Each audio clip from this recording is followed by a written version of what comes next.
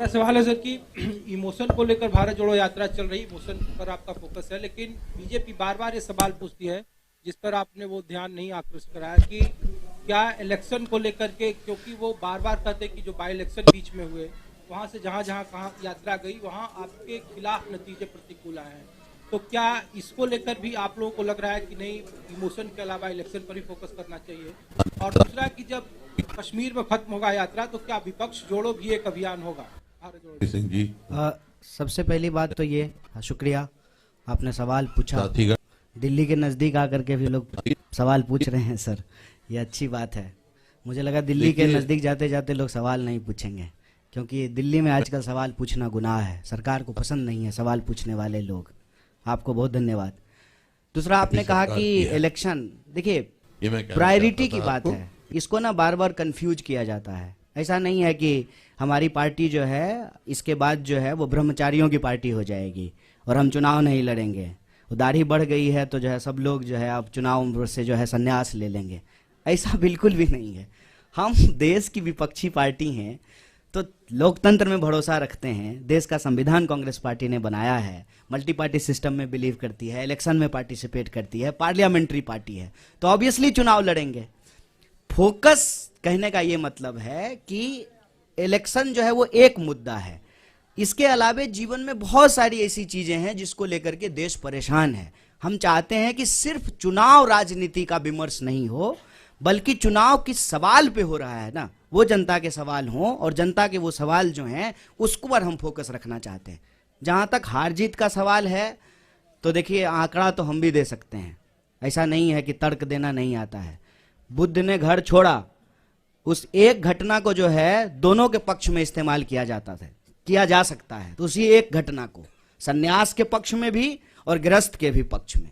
आंकड़े को अगर ठीक से देखेंगे तो हम भी कह सकते हैं कि हम तो हिमाचल का चुनाव जीत गए, एमसीडी का चुनाव जो है बीजेपी हार गई है, बाकी बहुत सारा बाय इलेक्शन हार गई है। इससे निकलेगा क्या? सवाल यह है कि चुनाव जब देश में हो रहा है तो 5 साल में चुनाव जब होते हैं तो 5 साल तो किसी कारण से, किसी रैशनैलिटी से बनाया गया है ना, कि उस 5 साल में सरकार का रिपोर्ट कार्ड देखा जाएगा, सरकार ने क्या काम किया है उसका अवलोकन करेगी जनता और दोबारा उसको मैंडेट देगी। आजकल हम लोग क्या देखते हैं कि सारे राजनीतिक विमर्श को जो है चुनावी परिणाम, और ये बड़ी शर्म की बात है और बड़ी बेशर्मी से लोग जो है टीवी स्टूडियो में बैठ करके बोलते हैं रिजल्ट आने के बाद। हम सबको जो है अपने ऊपर एक सवाल खड़ा करना चाहिए कि जब रिजल्ट आ गया है तब ये आप क्यों कहते हैं? रिपोर्टर भी बोलते हैं, पार्टी के स्पोक्स पर्सन भी बोलते हैं, अब असली खेला शुरू होगा। क्या खेला शुरू होगा? ये बेशर्मी हमारे आंख के सामने में हो रही है। जब परिणाम आ गया है, सिंपल मेजोरिटी किसी पार्टी को आ गया है, तो क्या खेला शुरू होगा? ये जो बेशर्मी और बेईमानी है ना, इसको हमको नैतिक बल देना बंद कर देना चाहिए। चुनाव जीतने की अगर बात करते हैं, मध्य प्रदेश की चुनाव हम नहीं जीत गए थे, कैसे मध्य प्रदेश में हमारी सरकार चली गई? क्या कर्नाटक में हम चुनाव नहीं जीत गए थे? क्या गुजरात में हमने जो है वो सिचुएशन नहीं देखा? जो लोग यहां बैठे हुए हैं उसके ऊपर आप तमाम तरीके का आरोप लगाते हैं, और वही लोग जो है जब भाजपा के दफ्तर में जाकर के बैठ जाएंगे तो सब ठीक हो जाएगा। क्या इस पे हम सवाल खड़ा नहीं करेंगे? आज इस देश में इंस्टीट्यूशंस पे अटैक है और इलेक्शन एक कंपोनेंट है। हमको दूसरे इंस्टीट्यूशंस के भी बारे में सोचना पड़ेगा।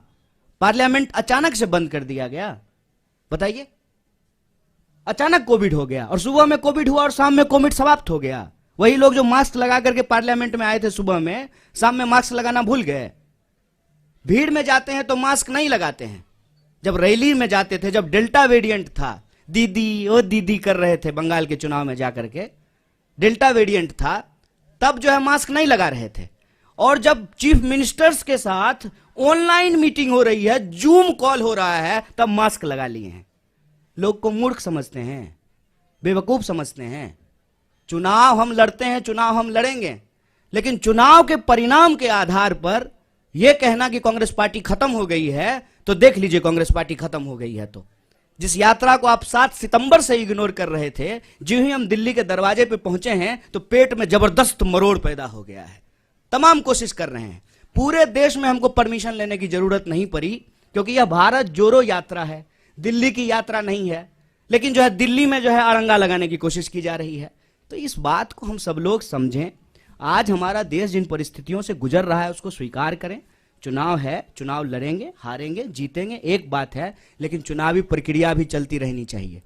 इलेक्शन कमीशन भी ठीक से काम करना चाहिए। एक सवाल हमारी यात्रा के ऊपर, बच्चे क्यों आ रहे हैं? बच्चों को लेकर के जो है हमारे ऊपर केस किया गया, कंप्लेन किया गया। और मोदी जी जब गए गुजरात में कैंपेन करने के लिए तो बच्चा को बिठा करके अपने साथ चुनाव प्रचार कर रहे थे। तब इलेक्शन कमीशन कहां चला गया? नियम कानून सबके लिए बराबर होगा ना, विपक्ष के लिए जो होगा वही सत्ता के लिए भी होगा। तो चुनाव के इर्द गिर्द विमर्श बना करके ना, हार जीत के इर्द गिर्द, और उस हार जीत में भी कोई नैतिकता नहीं है।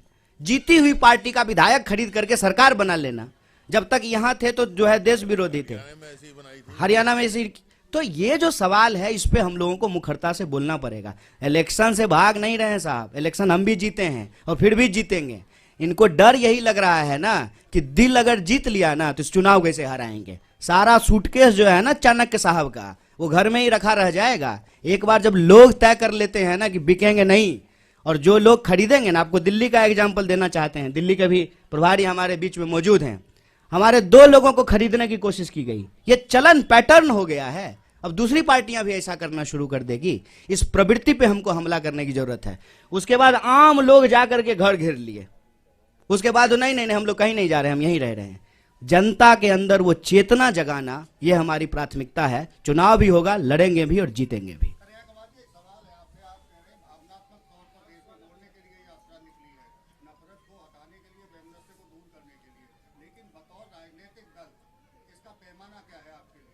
देखिए, भावना एक बात है, भूख का भी सवाल है। हम इसके 2 पक्ष पे बात कर रहे हैं। हम कह रहे हैं कि घर के लोग अगर आपस में लड़ते रहेंगे ना तो घर टूट रहा है, इसकी मरम्मत करनी है, इस पे ध्यान नहीं जाएगा। तो हम कह रहे हैं कि इसका एक पक्ष ये है कि देश में रहने वाले सब लोग भारतीय हैं। हरियाणा के लोग भी भारतीय हैं, बिहार के लोग भी भारतीय हैं, हम सब भारतवासी हैं और हम सब के मिलाने से ही देश बनता है।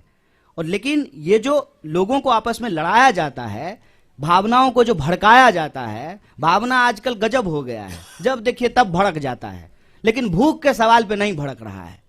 तो भावना और भूख दोनों जो है इस यात्रा के उद्देश्य हैं। प्राइमरली अर्थशास्त्रियों ने भी यह कहना शुरू कर दिया है कि अगर देश में नफरत का माहौल रहेगा तो रोजी रोटी का सवाल गायब रहेगा। नफरत को कम करेंगे तभी रोजी रोटी के सवाल होंगे। अभी हमारे अध्यक्ष जी ने आपको बताया ना कि 32 बार जो है पेपर भर्ती घोटाला यहां हो चुका है, पेपर लीक हो चुका है, भर्तियां निकल नहीं रही है। इंडस्ट्रियल टाउन जो है वो बैरन लैंड में कन्वर्ट होना शुरू हो गए हैं, एमएसएमईज लगातार बंद हो रहे हैं। अगर ये हरियाणा का हालत है तो आप सोचिए कि बिहार में क्या हो रहा होगा। तो देश के लोगों के जो बुनियादी सवाल हैं उन सवालों पर राजनीतिक विमर्श हो, और ये तभी संभव हो पाएगा जब हम देश के लोग आपस में एक टीम की तरह काम करेंगे।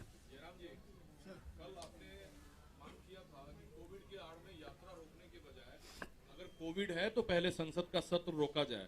प्रहलाद जोशी ने आपके उस सवाल पर अटैक किया है कि कांग्रेस के नेता विदेश में छुट्टी मनाने के लिए खुद यात्रा तोड़ना चाहते हैं। ये बिल्कुल बकवास है, बिल्कुल बकवास, बिल्कुल गलत, और समय दिखाएगा कौन झूठ बोल रहा है और कौन सच बोल रहा है। मैं प्रहलाद जोशी के स्तर पर गिरना नहीं चाहता हूँ। वो मंत्री हैं, वरिष्ठ मंत्री हैं, जिम्मेदार तरीके से उनको बोलना चाहिए। और जो पार्लियामेंट आज एडजर्न हुआ है उसका कारण भी जान लीजिए। जब पार्लियामेंट की शुरुआत हुई थी तब कई विपक्ष पार्टियों ने मांग की थी कि सरकार के पास कोई बिल्स नहीं है, एजेंडा नहीं है। आप 30 तारीख तक चलाना चाहते हैं, 29 तक चलाना चाहते हैं, तो 23 तारीख को आप एडजर्न कीजिए। ये मांग कांग्रेस पार्टी से नहीं, डीएमके से आया था, कई बीजेडी से आया था, कई क्षेत्रीय पार्टियों से आया था। पहले दिन से मांग हो रही है कि सरकार के पास कोई विधेयक ही नहीं है पारित कराने के लिए। तो बिजनेस नहीं है तो आप हाउस क्यों चला रहे हैं? अभी इनको एक बहाना मिल गया, कोविड एक बहाना बन गया उनके लिए, और आज इन्होंने एडजर्न करा ली। हालांकि वास्तविकता ये है, हकीकत ये है कि उनको एडजर्न कराना ही था, क्योंकि कुछ बिजनेस बाकी नहीं रहा 4 दिन के लिए। इस पे मुझे एक जो आपने सवाल पूछा है बहुत जरूरी सवाल है। छुट्टी को लेकर के एक मैसेज घूम रहा है कि भारत जोड़ने वाले मिस्त्री, यही शब्द है, मुझे कोई शर्म नहीं है बोलने में। जो उनको शर्म नहीं है जो लिख रहे हैं मैसेज, तो मुझे पढ़ने में क्या शर्म होगी। भारत जोड़ने वाले मिस्त्री जो है वो 24 तारीख से लेकर के 2 तारीख तक छुट्टी पे रहेंगे, क्योंकि उनको छुट्टी मनाने के लिए विदेश जाना है। यही व्हाट्सएप पे मैसेज आया होगा, हमको भी आता है। उस मैसेज का पीछे इतिहास क्या है हमको जानना पड़ेगा। जब यात्रा अनाउंसमेंट हुआ ना सर, हमारे जान पहचान के लोग जो भाजपा के नहीं है, उन लोगों का भी यही प्रश्न था, राहुल जी पैदल चलेंगे? हम बोले नहीं नहीं, प्रधानमंत्री जो 8,500 करोड़ का फ्लाइट खरीदे हैं ना, वो दे देंगे गिफ्ट में, रिटर्न गिफ्ट में देंगे, उससे चलेंगे। 12 करोड़ का जो कार खरीदे हैं ना, उस पर चला जाएगा। इस तरीके से नेताओं को लेकर के, खास करके विपक्ष के नेताओं को बदनाम किया गया है कि जो सामान्य बात है, उस सामान्य बात को भी हम भरोसा नहीं कर पाते हैं।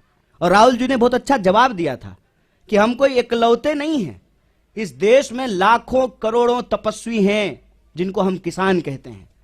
और कोरोना की बात हो रही है ना, मैं कोरोना याद दिलाता हूं, यही फरीदाबाद शहर है, साइकिल चला करके बिहार के मजदूर गए, पैदल अपने बच्चों को पीठ पे बांध करके जो है मजदूर बिहार गए, तब तो जो है कोरोना नहीं याद आ रहा था। आज जब हम पैदल चले हैं कन्याकुमारी से, 100 दिन से ज्यादा चलते हुए हो गया है 3000 किलोमीटर, तब समझ में आ रहा है कि पैदल चलने का दर्द क्या होता है। ये बार बार विपक्ष के नेताओं को लेकर के ऐसा मैसेज करते हैं, जबकि अगर हम सिद्धांत की बात करें तो कांग्रेस पार्टी इस देश में 8 घंटा मजदूरों को काम करने का अधिकार होना चाहिए, इसको लेकर के कानून बनाया। सप्ताह में 2 दिन छुट्टी होनी चाहिए, सैटरडे और संडे, इसको लागू कराया। तो यात्रा में जो लोग चल रहे हैं वो छुट्टी ले रहे हैं, तो ये अमानवीय है क्या? ये अमानवीय उसको लगेगा ना जिसने कभी अपनी पारिवारिक जिम्मेवारी नहीं उठाई। कोई होता ना जिसके साथ छुट्टी बिता सकते थे तो ये सवाल नहीं बोलते। जो लोग अपने आत्ममुग्धता का शिकार होता है ना, जिसने जिंदगी में इंसान बनाया ही नहीं, क्या करेगा छुट्टी लेकर के? फुटबॉल मैच देखते हुए एक दृश्य देखे थे आप सब लोग, ग्रुप में फुटबॉल मैच देख रहे थे, एक साहब अकेले टीवी पे फुटबॉल मैच, बताइए फुटबॉल का मैच कोई अकेले देखता है? हैं? देखे थे कि नहीं देखे थे? इस बात को समझिए। और जो तमाम लोग परिवार बना रहे हैं ना, शादी कर रहे हैं, बच्चे पैदा कर रहे हैं, ये आपको अनैतिक बोल रहे हैं। और खुद जो जिम्मेवारी नहीं निभा पाए, डर से भाग गए, क्योंकि आई लव यू कहने के बाद आई लव यू टू भी होता है और उसको निभाना भी होता है। जो ये नहीं कर पाए ना, वो अपने आप को नैतिक बोल करके आपके कंधे पे बैठे हुए हैं। आंख खोलिए साहब, परिवार चलाना एक जिम्मेवारी है, छुट्टी मिलना एक मानवीय अधिकार है, अपने रिश्तों को निभाना सामाजिक दायित्व है। हम देश का दायित्व निभा करके परिवार का दायित्व निभाएंगे, इसमें क्या बुराई है? किस लिए आप कमाते हैं? कि आपके शादी हो, बच्चे हो, परिवार हो, इसलिए कमाते हैं ना? क्या दिक्कत है इसमें? और मैं बताऊं इसका टेक्निकल कारण है, ये बात हम लोग बोलना नहीं चाहते थे। हमारा कंटेनर रिफर्बिश होना है, हमको पहाड़ में जाना है, उसको जो है दोबारा से तैयार किया जाएगा, लेकिन इनको मौका मिलना चाहिए यात्रा को किसी भी तरीके से बदनाम करने का। पहले दिन से ये बोल रहे थे कि ये चलेंगे नहीं, विदेश चले जाएंगे। अरे विदेश जाने का आरोप जो है वो हमारे नेता के ऊपर लगता है। अब वास्को डिगामा की चक्कर की तरह जो दुनिया का चक्कर प्रधानमंत्री लगा रहे हैं। हमको लगता है कि जब प्रधानमंत्री स्वयं इतना विदेश घूम रहे हैं तो विदेश मंत्रालय की जरूरत क्या है? विदेश मंत्रालय तो होना ही नहीं चाहिए। इस तरह से यात्रा को बदनाम करने की कोशिश की जाएगी। मैंने आपको कह दिया 4 बिंदु हैं चौतरफा हमला में। पहला बिंदु कि ये यात्रा की प्रासंगिकता पे सवाल उठाए, दूसरा बिंदु इन्होंने यात्रा को बदनाम करने का कोशिश किया, तीसरा बिंदु कि मंदिर क्यों जाते हैं, और चौथा बिंदु जो मैं बार बार आपको कह रहा हूं यात्रा को लेकर के कि कुछ भी कोई बहाना लगा करके अब ये यात्रा को रोकना चाहते हैं, पर ये यात्रा रुकेगी नहीं। मैं प्रहलाद जोशी को एक चुनौती देना चाहता हूं। अगर वो जो कह रहे हैं सच निकलेगा, मैं पब्लिकली माफी मांगूंगा। अगर वो जो कह रहे हैं सच निकलेगा तो मैं पब्लिकली माफी मांगूंगा। अगर वो जो कह रहे हैं सच नहीं निकलेगा, उनको पब्लिकली माफी मांगनी चाहिए। मैं चुनौती दे रहा हूं और ये साबित हो जाएगा 2 तारीख तक। ट्रैवल रिकॉर्ड, हमारे सबके ट्रैवल रिकॉर्ड सरकार के पास है, सीट नंबर भी सरकार के पास जानकारी होगी। अगर वो जो कह रहे हैं सच निकलेगा, मैं माफी मांगूंगा। अगर वो कह रहे हैं गलत निकलेगा, उनको ये धैर्य होना चाहिए, खड़े होकर माफी मांगे, क्योंकि बार बार ये बकवास बातें करते रहते हैं। सर सवाल ये है कि आप एक जिम्मेदार राजनीतिक दल है।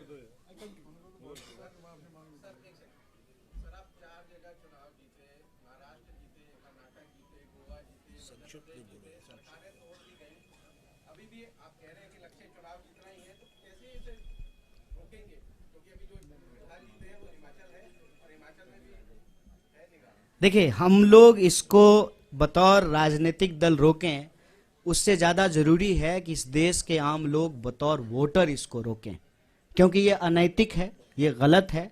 एक बार जब लोगों ने अपना मैंडेट दे दिया, सरकार चुन दिया, सरकार 5 साल चले और उसके फिर काम के आधार पे जो है सरकार का काम कैसा रहा, जनता अपना अगला निर्णय लेगी। तो ये लड़ाई एक राजनीतिक दल के कैपेसिटी से आगे बढ़ करके इस देश के नागरिकों के कंधे पे है। कन्हैया जी, सवाल ये है कि कोविड को लेकर तरह तरह की बातें की जाती है। कांग्रेस का अपना पक्ष है, बीजेपी का अपना पक्ष है। सरकार ये कहती है कि चीन, अमेरिका, बाकी कंट्रीज में कोविड के केसेस बढ़ रहे हैं, इसलिए एहतियात बरतने की जरूरत है। एक जिम्मेदार राजनीतिक दल होने के नाते आप यात्रा निकालिए, लेकिन प्रोटोकॉल का अगर पालन करेंगे तो उसमें दिक्कत कहाँ आती है? क्या सरकार सवाल उठा रही है इसलिए उसका विरोध है, या आप लोग मानते हैं कि कोविड नहीं है, पूरी तरह से नहीं? देखिए, सबसे पहली बात सर, ये इसका मैं जवाब देता हूं, आप भी बोलिएगा कि कोरोना ना कांग्रेस बीजेपी नहीं है। कोरोना एक वायरस है, वो सब के लिए है। ना कोरोना का कोई धर्म है, ना कोरोना का कोई राजनीतिक विचारधारा है। कोरोना के नाम पर, कोरोना का बहाना बना करके जो राजनीतिक चालबाजी की जा रही है ना, हम उस पर सवाल उठा रहे हैं।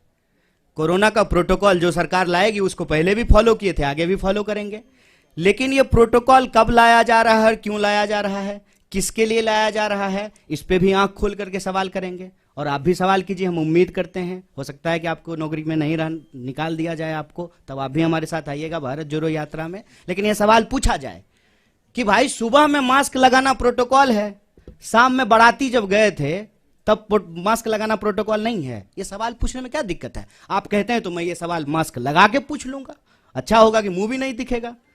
देखिए, इस पे ना रैशनल तरीके से जो है हम लोगों को समझना पड़ेगा कि रैली में कोरोना गायब हो जाता है, ठीक है, और जूम मीटिंग में कोरोना आ जाता है। इस पे आप सब लोग सवाल पूछिए। कोरोना का कोई राजनीतिक विचारधारा नहीं है, हम भी ऐसा नहीं कह रहे हैं।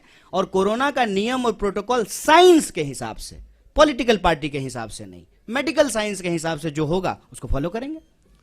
आज सुबह से मैं मास्क पहना हूं, और आज सुबह मैंने सभी भारत यात्रियों से गुजारिश की वो मास्क पहने। कल सभी लोग मास्क पहनेंगे। आज कुछ लोग, एक मिनट, आज कुछ लोग मास्क पहने क्योंकि हमारे पास 250 मास्क नहीं थे, पर मेरे पास थे तो मैंने पहना, और कल सब लोग पहनेंगे।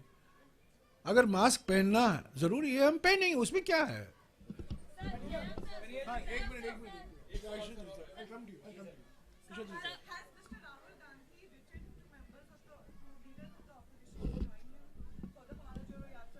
If I have information, I'll share it with you. Sir, Jairam sir,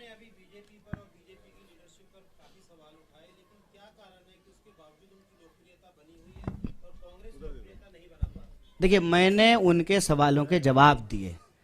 मैं भाजपा के ऊपर अपना समय कभी नहीं बर्बाद करूंगा साहब। सवाल हम हमेशा देश की जनता के लिए उठाते हैं। रोजी का सवाल, रोजगार का सवाल, भर्ती का सवाल, किसान का सवाल, मुआवजा का सवाल, महिला सुरक्षा का सवाल, सामाजिक न्याय का सवाल, हम ये उठाते हैं सवाल। भाजपा को लेकर के जो हमने कही है ना, ये हमने उनको उनकी भाषा में जवाब दिया है। लोकप्रियता तो आपकी भी कृपा है साहब मैं इस पे बोलना नहीं चाहता हूँ जयराम सर, एक क्वेश्चन आपसे है सर है because sir, not just Bharat Jodo Yatra but there are other rallies. Who is asking the question? Oh, sorry. The other rallies are also underway because Karnataka assembly elections are coming in and JDS is also doing a rally in Karnataka, Panchratna Yatra. So that is also under the scanner because many of the states have also issued the COVID guidelines. What is your response to that? Because other rallies are also taking place, but the question arises for the Bharat Jodo Yatra. No, I have said, and let me repeat it.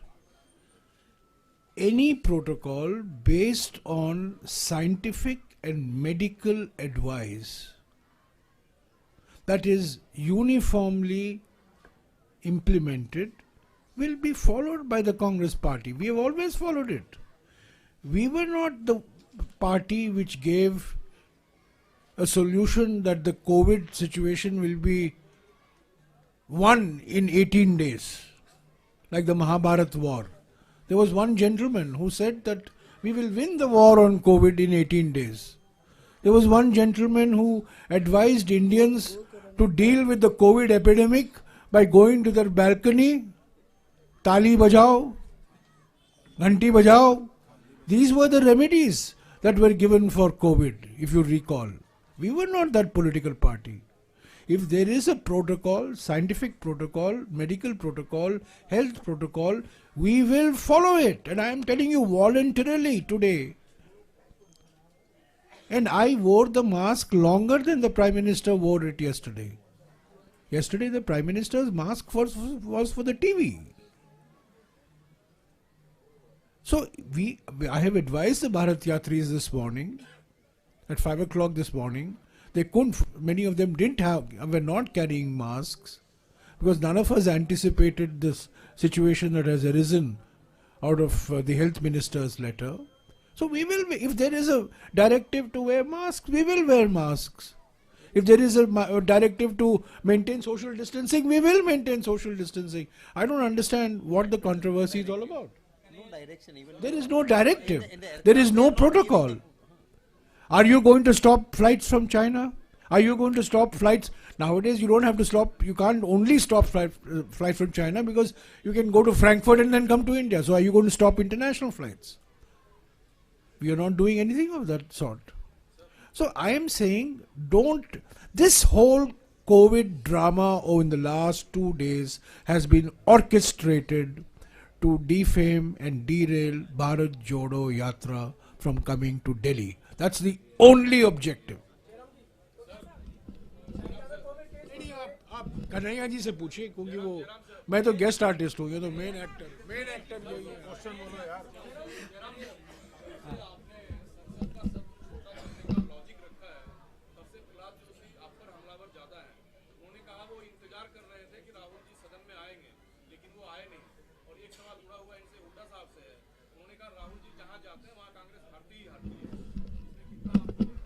जी सवाल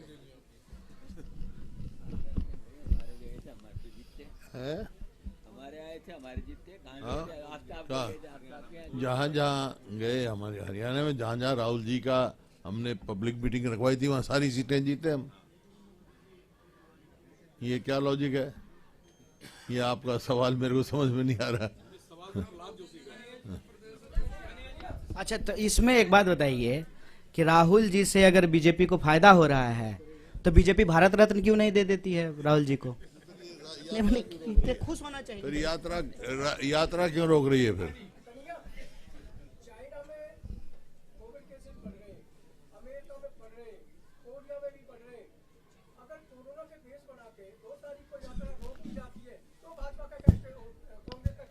नहीं बढ़ गए हैं, ये बड़ी चिंता की बात है, लेकिन भाजपा के एक मंत्री ने कहा है कि फिर गाना गा देंगे, कोरोना चला जाएगा, गो कोरोना गो।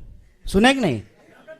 भाजपा के एक मंत्री ने पार्लियामेंट के प्रीमाइस में कहा कि पिछली बार भी हम गाना गा दिए थे, गो कोरोना गो, कोरोना चला गया, इस बार कोरोना आएगा फिर हम गाना गा देंगे, गो कोरोना गो। हम ये नहीं कह रहे हैं, हम ये कह रहे हैं कि हम साइंस में बिलीव करते हैं, जो भी प्रोटोकॉल सरकार का होगा, जो एडवाइजरी होगा उसको फॉलो करेंगे।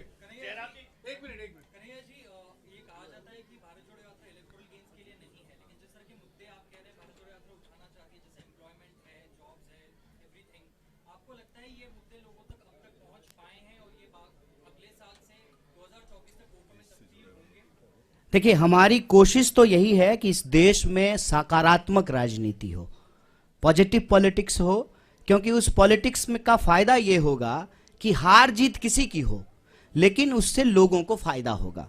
अगर हम राजनीतिक विमर्श के केंद्र में बेकारी का सवाल ला पाए, महंगाई का सवाल ले पाए, एसएमईज जो small scale medium scale industries का सवाल है, महिला सुरक्षा का सवाल है, किसानों को मुआवजा का सवाल है, खेती का सवाल है, सीमा सुरक्षा का सवाल है, तो उससे देश को फायदा होगा। चुनावी परिणाम चाहे जो भी हो, लेकिन इस आधार पे अगर राजनीतिक विमर्श होगा, लोगों के बुनियादी सवाल पर होंगे, तो लोगों को फायदा होगा। हम वो प्रयास कर रहे हैं, कितनी सफलता मिलेगी ये तो देखने वाली बात है।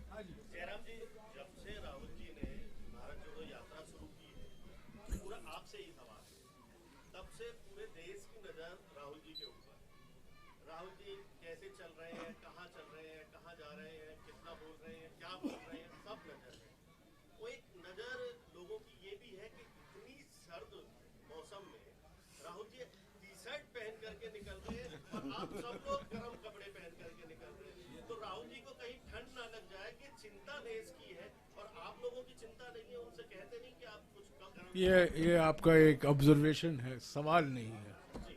तो क्या मैं क्या जवाब दे सकता हूँ? नहीं, मैं क्या जवाब दे सकता हूँ? नहीं लगती है, वो थिक स्किन्ड है। चलिए, ये लास्ट क्वेश्चन। हाँ, 2004 में सोनिया गांधी जी पैदल चली, तो 2005 में हरियाणा में हुड्डा सरकार बनी। अब 19 साल बाद राहुल गांधी जी पैदल चल रहे हैं, तो लगता है इतिहास दोबारा 2024 में दोहराएगा। हरियाणा में कांग्रेस की सरकार बनेगी।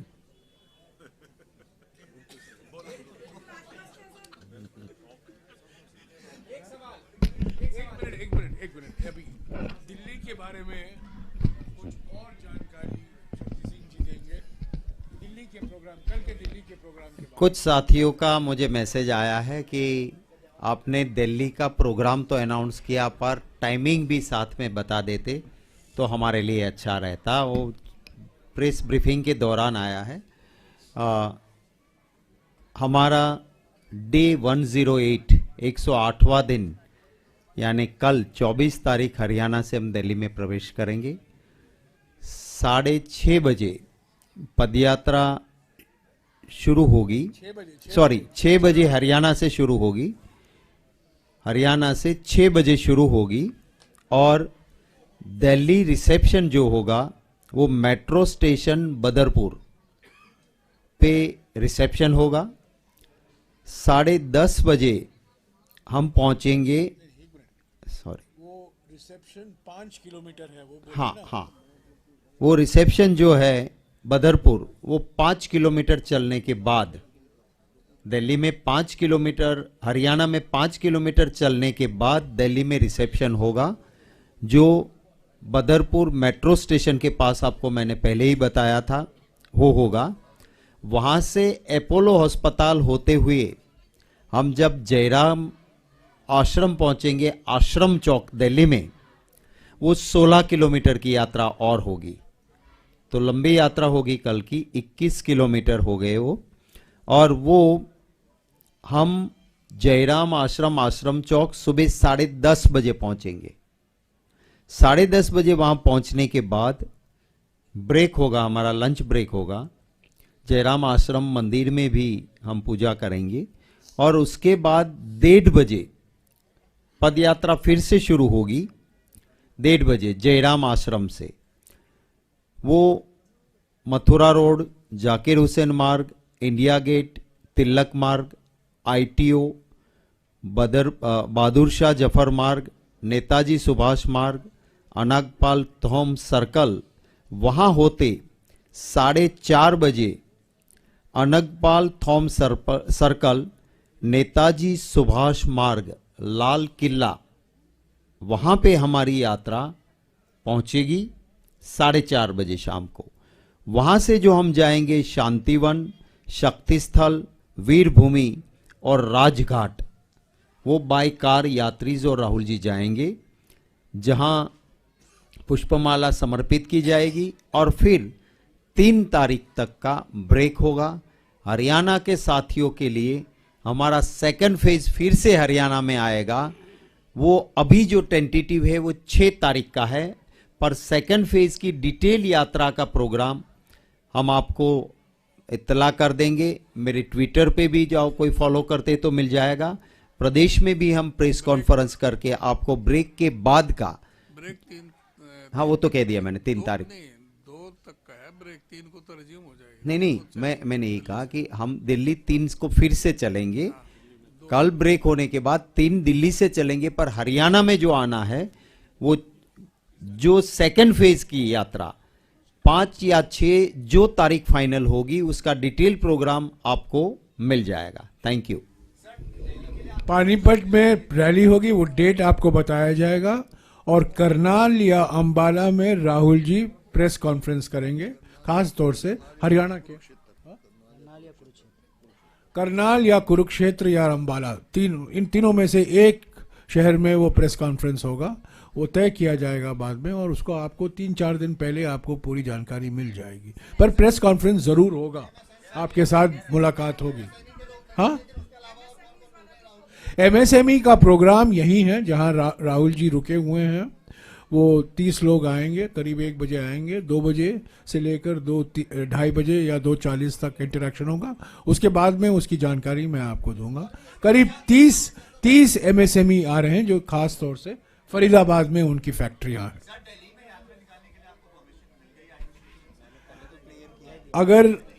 अगर परमिशन नहीं होता क्या शक्ति सिंह बोल सकते थे? मैंने आपने क्लियर बता दिया ना, आपने क्लियर मैंने आपको पहले ही क्लियर किया कि हमारी यात्रा देश की यात्रा है। कन्याकुमारी से हम 3000 किलोमीटर चले, सेंट्रल रिजर्व पुलिस फोर्स जो है वो रूट हमें जो कहते हैं वो भेज देते हैं, वही एक परमिशन की बात हो गई। आज तक 3000 किलोमीटर में किसी भी एडमिनिस्ट्रेशन ने कहीं भी हमें रोका नहीं है। हम भी कोऑपरेट करते हैं, हमने भी कहीं पे किसी को दिक्कत ना हो उसकी पूरी चिंता की है। आप देखते हो कि हमारी टीम एक पूरी अलर्ट रहती है कि कोई एम्बुलेंस आई तो वो भी निकल जाए। तो मैं मानता हूं कि कोई दिल्ली में दिक्कत ना तो एडमिनिस्ट्रेशन को क्रिएट करनी चाहिए, करेंगे देखेंगे। अभी तक हमारे पास कोई न्यूज नहीं है। Yes, last question.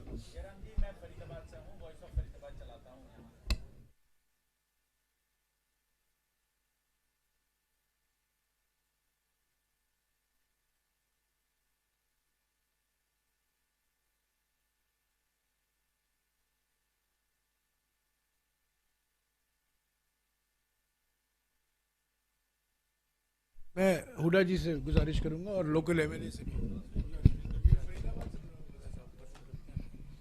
ऐसा है, जहाँ तक भ्रष्टाचार का सवाल है, इस सरकार ने सारे रिकॉर्ड तोड़ दिए और निरंतर हम असेंबली में भी और बाहर भी हर जगह करते रहे। यहाँ भी धरने किए फरीदाबाद हमारे विधायक जी ने, और जगह भी हुए जो भी हमारे लोकल लीडर्स है, क्योंकि ये सबसे भ्रष्ट सरकार है और यही कारण है कि प्रदेश में कर्जा बढ़ रहा है और काम कुछ नहीं हो रहा है। पूरे जोर शोर से आवाज उठा रही पूरी कांग्रेस तक इस पे, और पूरी लड़ाई लड़ेंगे। अब विधानसभा का स्तर आ रहा है, उसमें भी इस बात को भ्रष्टाचार को लेके बोलेंगे, लड़ेंगे।